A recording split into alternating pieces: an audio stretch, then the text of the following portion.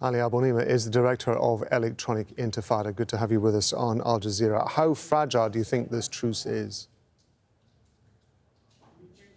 Well, how many times have I sat in this chair having this same discussion with you or one of your colleagues? This keeps happening.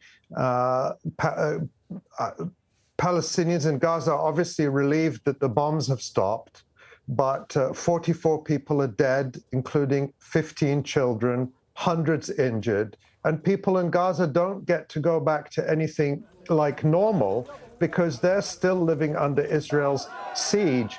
That is a form of silent violence against every man, woman, and child in Gaza 24 hours a day, 365 days a year for 15 years. So unfortunately, it is fragile. This is going to happen again. I can't tell you if it's going to be in a day, a week, a month, or a year, but it's going to keep happening because Israel enjoys total impunity for its crimes against the Palestinian people, and not just impunity, but full and active support.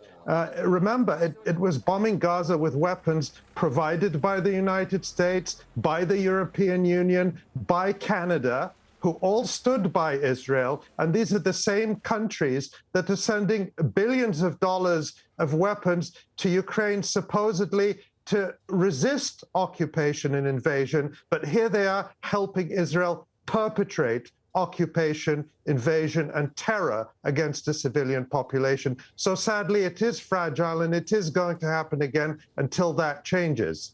One of the things that perhaps was different to some of the cases that we've seen in the past was that this time round, the Israeli authorities were saying that they perceived there was a potential threat as opposed to actually giving evidence of an actual threat before it carried out the bombing attacks, which this time round were aimed at targets within civilian areas. We saw the civilian casualties. Is there a suggestion that Israel, given the fact you were talking about immunity or impunity there, do you think that Israel is changing the goalposts very slightly, and this could lead to attacks which are not backed up by any evidence of any perceived threat, but can be just done by Israel at any given moment?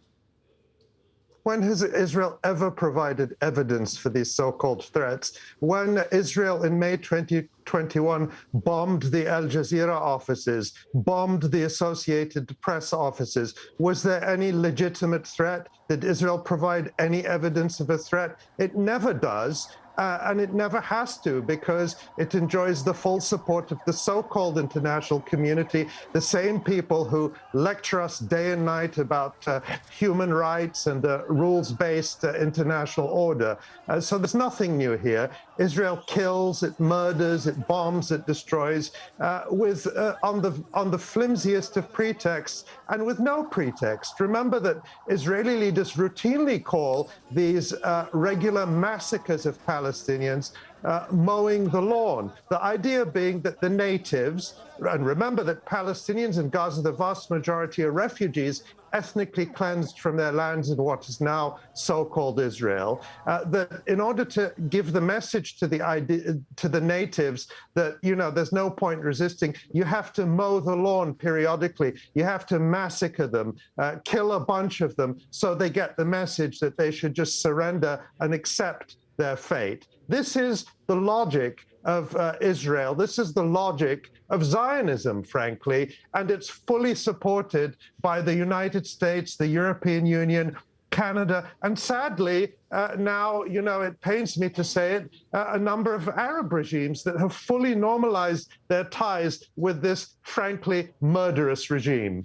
I want to ask you about the influence and the role of Hamas in this. There was a lot of speculation about at what point Hamas could or would choose to get involved in this conflict, which may have taken it to yet another level. But Hamas, of course, which runs Gaza, has been trying to rebuild Gaza since the attacks you were talking about last year.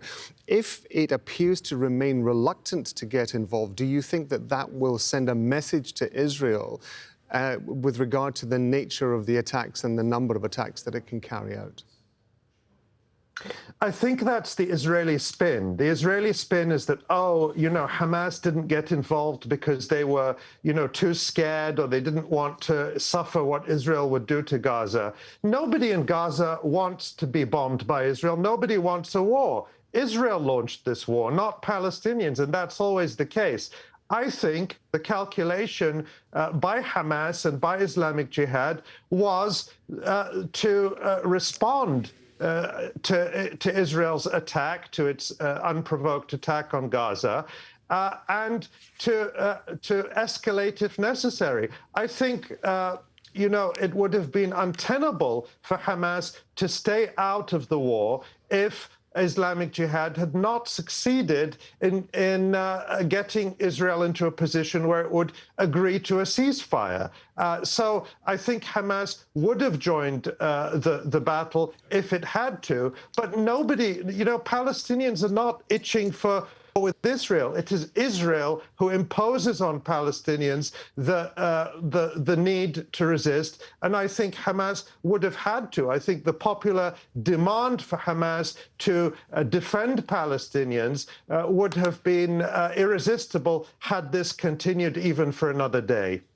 As always, really interesting to get your views on this. Ali Abunimah, thank you very much indeed for your time, sir. Thank you so much.